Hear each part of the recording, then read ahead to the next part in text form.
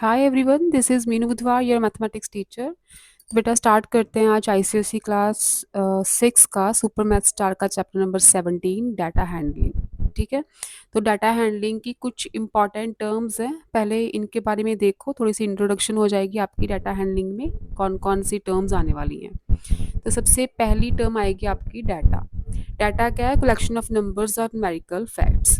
For example आपको कोई भी डाटा दिया है कि ये किसी भी कॉलोनी की 10 फैमिलीज़ हैं और 10 फैमिलीज़ में कितने कितने बच्चे हैं या कितने कितने मेंबर्स हैं। तो आपका डाटा दिया है कि members, number of members in 10 families, 10 families of, कोई भी लिख लो, मॉडल टाउन। ठीक है, number of members in 10 families of model town. तो आपको कोई डाटा दिया है, किसी के 4 मेंबर्स हैं, किसी के 5 हैं, किसी के 3 हैं, किसी के 7 हैं, किसी के 2 हैं, 9 है, तो 6 हो गए, 10 है, 3 है, 2 है, 4 है, 1 2 3 4 5 6 7 8 9 10। ठीक है, ये 10 फैमिलीज के मेंबर्स दिए हैं। तो ये जो ऑब्जर्वेशन है ना सारी, ये है अपना डाटा। ठीक है, number of members in 10 families of model town, ये आपका हो गया डाटा। फॉर एग्जांपल मैं समझाऊंगी सारी टर्म्स। रॉ डाटा मतलब ये जो डाटा दिया है आपको, number of members in 10 families of model town, ये रॉ डाटा है। मतलब अभी इसको अरेंज नहीं किया असेंडिंग या डिसेंडिंग में। ठीक है, ऐसे ही रैंडमली नंबर ऑफ मेंबर्स लिखे हैं, तो this is the raw data form. Observation, ये अकेला अकेला नंबर ऑब्जर्वेशंस हैं डाटा की। तो इस डाटा में कितनी ऑब्जर्वेशंस हैं? 10 ऑब्जर्वेशंस। ठीक है, एक सिंगल सिंगल ऑब्जर्वेशंस मिलके 10 ऑब्जर्वेशंस हैं टोटल इस डाटा में। एरे, एरे का मतलब इस रॉ डाटा को अगर हम असेंडिंग या डिसेंडिंग ऑर्डर में अरेंज कर दें। देखो, अगर मैं असेंडिंग में करूं तो यहाँ मैं लिखूंगी, ये मैंने एरे बना दिया है डाटा का, रॉ डाटा का एरे फॉर्म बना दिया है। तो 2 असेंडिंग में लिखते हैं, 2 2 3, 3 2 टाइम्स है, 4 भी 2 टाइम्स है, 5, उसके बाद आ रहा है अपना 7 9 10, 1 2 3 4 5 6 7 8 9 10, 10 ऑब्जर्वेशन पूरी हो गई। तो ये बन गई एरे। इस रॉ डाटा को असेंडिंग या डिसेंडिंग में अरेंज कर देना, तो वो हो जाता है array form. Frequency, number of times an observation occurs in a data. अब देखो, 2 फैमिलीज के दो दो मेंबर्स हैं, तो इसकी फ्रीक्वेंसी हो गई 2। 2 फैमिलीज के 3 3 मेंबर्स हैं, इसकी फ्रीक्वेंसी भी 2 है। 2 फैमिलीज के 4 4 मेंबर्स हैं, इसकी फ्रीक्वेंसी भी 2 है। एक फैमिली के 5 मेंबर्स हैं, एक है फ्रीक्वेंसी। एक ही फैमिली के 7 मेंबर्स हैं, फ्रीक्वेंसी एक है। एक ही फैमिली के 9 मेंबर्स हैं, एक ही फैमिली के 10 मेंबर्स हैं। तो number of times and observation occur, कितनी बार कोई ऑब्जर्वेशन आ रही है, वो होती है उसकी फ्रीक्वेंसी। ठीक है, 2 बार 2 आ रहा है, इसकी फ्रीक्वेंसी 2 है। 2 बार 3 आ रहा है, 3 की फ्रीक्वेंसी भी 2 है। 2 बार 4 आ रहा है, तो 4 की फ्रीक्वेंसी भी 2 है। ठीक है, तो number of observation occurs in a data is called its frequency। ठीक है, इंपॉर्टेंट टर्म्स हो गई आपको क्लियर। तो डायरेक्ट हम स्टार्ट करते हैं एक्सरसाइज 17.1। वहाँ से आपको समझ आ ही जाएगी, आसान सा चैप्टर है, कुछ नहीं है इसमें। तो स्टार्ट करते हैं एक्सरसाइज 17.1। जो फर्स्ट है पार्ट, इसका फिलिंग द ब्लैंक्स का पार्ट है। First is dash is a collection of numbers और numerical facts with regard to a particular type of information. तो फर्स्ट में आ जाएगा डाटा। ठीक है, फर्स्ट में आ जाएगा data. Numerical data recorded in its original form. कौन सा डाटा होता है? ये रॉ डाटा। ओरिजिनल फॉर्म में जो डाटा होता है वो रॉ डाटा होता है। Third is the number of times a particular observation occurs. ठीक है, अभी पढ़ा, क्या बोलते हैं उसे? फ्रीक्वेंसी। कोई ऑब्जर्वेशन कितनी बार आ रही है, वो उसकी फ्रीक्वेंसी है। Fourth is raw data when arrange in ascending और डिसेंडिंग ऑर्डर। तो क्या बन जाता है? एरे। ठीक है, रॉ डाटा को असेंडिंग या डिसेंडिंग में अरेंज कर दो तो एरे की फॉर्म बन जाती है। Arranging data in the form of a table, हाँ टेबल में किसी डाटा को अरेंज करना उसे बोलते हैं टैबुलेशन। तो सम्स में करते हैं हम कैसे टेबल बनाना है किसी डाटा का, टैबुलेशन। नेक्स्ट है आपका सेकंड सम।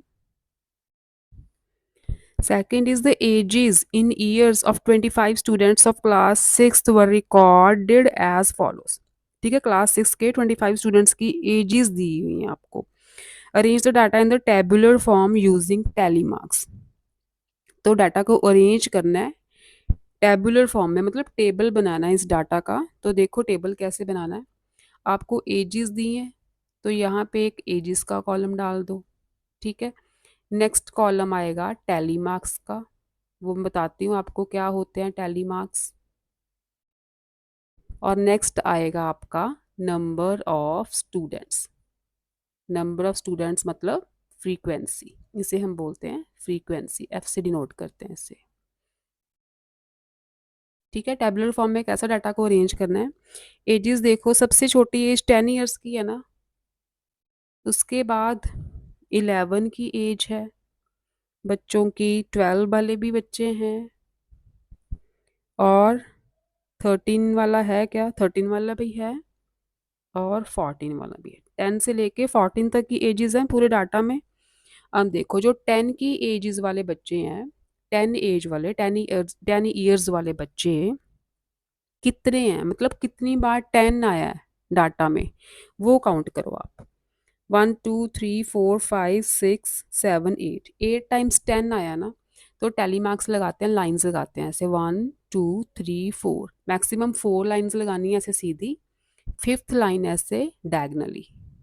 ठीक है, 4 लाइंस सीधी आएंगी vertically, fifth line diagonally. Maximum हम 4 लाइंस ही लगा सकते हैं वर्टिकली, फिफ्थ लाइन डायगनली आएगी, ये काउंट तो होगी। ठीक है, ये 5 लाइंस हो गई हैं टोटल। लेकिन अपने पास कितने बच्चे थे, 8 थे, 5 हो गए, 6 7 8। तो ऐसे ड्रॉ करने हैं आपने टैली मार्क्स। ठीक है, अब देखो 8 बच्चे थे ना, तो फ्रीक्वेंसी क्या होती है, number of times and observation occurs, मतलब 10 जो ऑब्जर्वेशन है कितनी बार आई है, 8 टाइम्स आई है, तो इसकी फ्रीक्वेंसी हो गई 8। जितने ये टेलीमार्क्स के लाइंस होंगे उतनी ही फ्रीक्वेंसी होगी कि नंबर जो 10 है, 10 ईयर्स के बच्चे 8 हैं, नंबर ऑफ स्टूडेंट्स 10 ईयर्स के 8 हैं। उसके बाद 11 ईयर्स, 11 ईयर्स के देखो कितने बच्चे हैं, 11 कितनी बार आया है, 11 टाइम्स ही 11 आया है। तो 11 मार्क्स लगाने ऐसे टैली मार्क्स, 1 2 3 4 5 6 7 8 9 10। ठीक है, मैक्सिमम 5 ही आएंगे, 4 सीधे एक डायगनली, 4 सीधे एक डायगनली। 10 हो गए, एक बचा, एक ऐसे लगा दो, 11 हो गए। यहाँ पे लिखो फ्रीक्वेंसी 11, क्योंकि 11 जो ऑब्जर्वेशन है 11 टाइम्स लिखी है डाटा में। आगे है 12, 12 वाली एज के 4 बच्चे हैं, 1 2 3 4, ये तो सीधे ऐसे ही आ जाएंगे। ठीक है, फिफ्थ लाइन की जरूरत ही नहीं क्योंकि 4 स्टूडेंट्स हैं, फ्रीक्वेंसी 4। 13 ईयर्स की एज वाला एक ही बच्चा है, तो फ्रीक्वेंसी भी एक ही रहेगी। 14 ईयर वाला भी एक बच्चा है, एक टैली मार्क, फ्रीक्वेंसी भी एक रहेगी। ठीक है, तो अगर टोटल लिखना है तो कितने बच्चे बने, जितनी ये फ्रीक्वेंसीज है ना सबको ऐड कर दो, तो आपका 25 ही आना चाहिए, क्योंकि टोटल 25 स्टूडेंट्स थे। 11 और 8 19, 20 21 25। अगर आपकी फ्रीक्वेंसी सेम आ रही है, जैसे 25 स्टूडेंट्स आपको गिवन थे, फ्रीक्वेंसी सेम आ गई 25 टोटल, इसका मतलब आपने ये टेबल जो बनाया बिल्कुल करेक्ट है।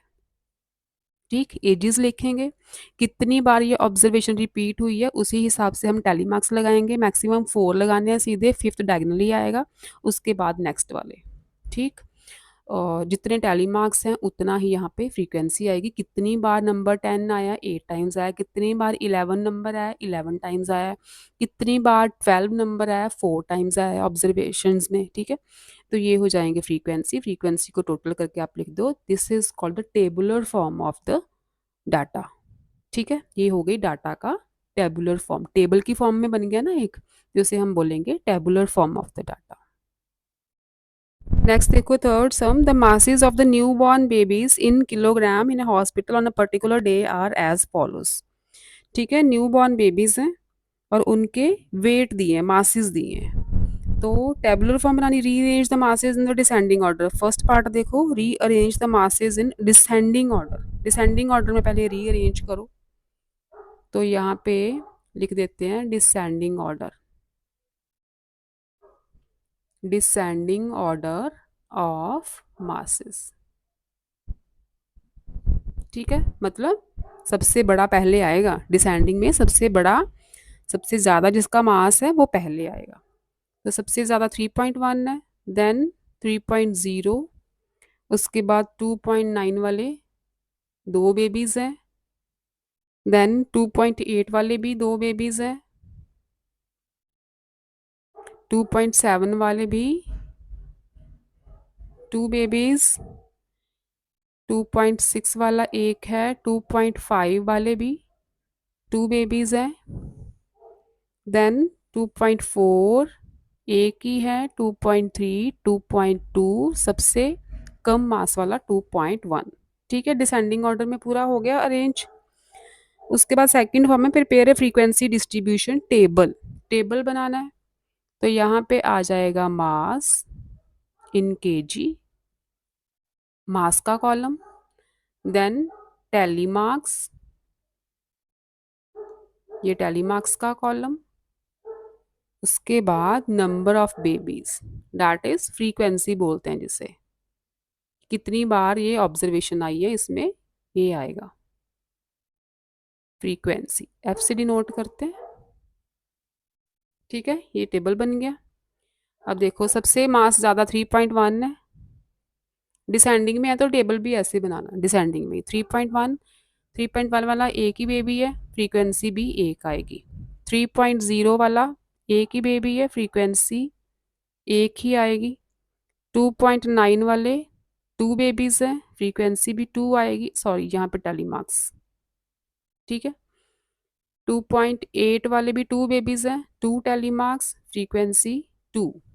2.7 वाले भी टू बेबीज हैं, two tally marks, frequency two. 2.6 वाला एक ही बेबी है, एक ही टैली मार्क लगेगा, फ्रीक्वेंसी भी एक। 2.5 वाले दो बेबीज हैं, टू टैली मार्क्स लगेंगे और फ्रीक्वेंसी टू। देन 2.4 एक बेबी है, एक टैली मार्क, एक ही frequency. 2.3 one baby, one tally mark, one frequency. ऐसे नीचे रुको,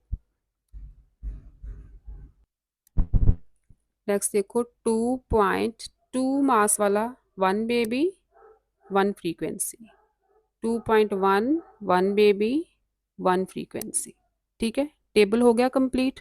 थोड़ा मेरा टेढ़ा जा रहा है, आप सीधा सीधा table banana.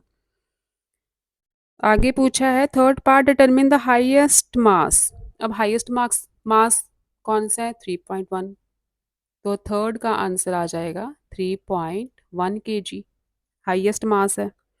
Determine the lowest mass, lowest mass कितना है बेबी का, 2.1। ठीक है, फर्स्ट ऑब्जर्वेशन हाईएस्ट मास था, लास्ट ऑब्जर्वेशन लोवेस्ट मास है। How many babies were born on that day, कितने बेबीज हुए हैं उस दिन, सारी फ्रीक्वेंसीज काउंट कर लो या सारी ऑब्जर्वेशंस काउंट कर लो, कितने हैं टोटल, 1, 2, 4, 6, 8, 9, 11, 12, 13, 14, 15। ठीक है, कितने बेबीज हैं टोटल, 15 बेबीज।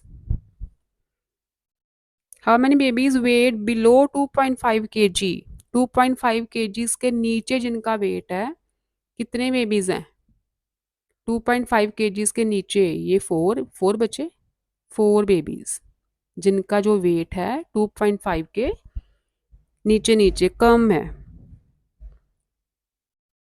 सिक्स्थ पार्ट, ये सिक्स्थ पार्ट था, seventh part is how many babies weight more than 2.8 kg, 2.8 kg से ज़्यादा वेट वाले कितने बच्चे हैं, कितने हो गए ये, फोर। सेवन्थ पार्ट भी, फोर बेबीज जिनका वेट 2.8 से ज़्यादा है। How many babies weight 2.8 kg? कितने बच्चों का वेट 2.8 kg है? कितनों का है? 2 बच्चों का, 2 बेबीज जिनका वेट पूरा पूरा 2.8 kg है। ठीक है, हो गए सारे पार्ट्स। तो फर्स्ट सेकंड थर्ड क्वेश्चन ही था आपके सिलेबस में। तो कल नेक्स्ट टॉपिक करेंगे पिक्टोग्राफ और इससे रिलेटेड एक्सरसाइज 17.2 करेंगे सॉल्व। ठीक है बच्चों, चैनल को लाइक करना, सब्सक्राइब करना if you like the content. Okay, bye bye.